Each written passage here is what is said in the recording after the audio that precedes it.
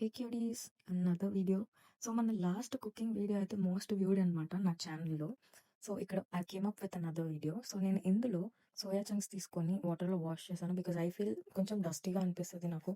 మరి అది ఫైబరో డస్టో నాకు తెలీదు. సో ఆ సోయా చంక్స్లో 2 cups ఆఫ్ వాటర్ వేసేసి వాటిని బాయిల్ చేసేస్తాను సో దట్ అవి ఒక ఫ్లఫీ టెక్స్చర్కి వస్తాయి, like very easy to consume type of టెక్స్చర్లో.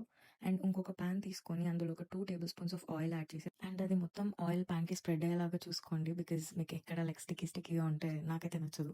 It's up to you. అందులో కొంచెం ఆవాలు, కొంచెం జీలకర్ర అండ్ సమ్ స్పైసెస్ మీకు కావాల్సినంత. అండ్ నేను ఇందులో కొంచెం సాల్ట్ కూడా యాడ్ చేస్తున్నాను. మా అమ్మమ్మ టిప్ ఒకటి ఏమిటంటే ఆయిల్‌లో సాల్ట్ యాడ్ చేసి ఫ్రై చేశారంటే అవి కొంచెం తొందరగా ఫ్రై అవుతాయని తన టిప్ అనమాట. So I remember that and I'm doing it.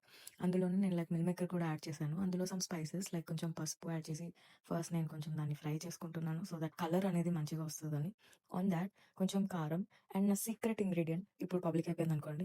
అందులో కొంచెం నేను మ్యాగీ మసాలా యాడ్ చేస్తాను సో దట్ నాకు ఆ ప్లెయిన్ సోయా టేస్ట్ రాకుండా ఉంటుంది. అండ్ ఇదైతే మనకు వచ్చేసి meal maker fried rice and my mom's favourite కాబట్టి అందులో కొంచెం సాల్ట్ కూడా యాడ్ చేశాను and added some cooked rice already. So మీరు దానిపైన ఒక 2-3 minutes అలా పెట్టేసుకుంటే lid it be good to go. So by far ఇది మా పేరెంట్స్ ఫేవరెట్ అండ్ నాకు మా అక్కకి కూడా ఫేవరెట్. So bye.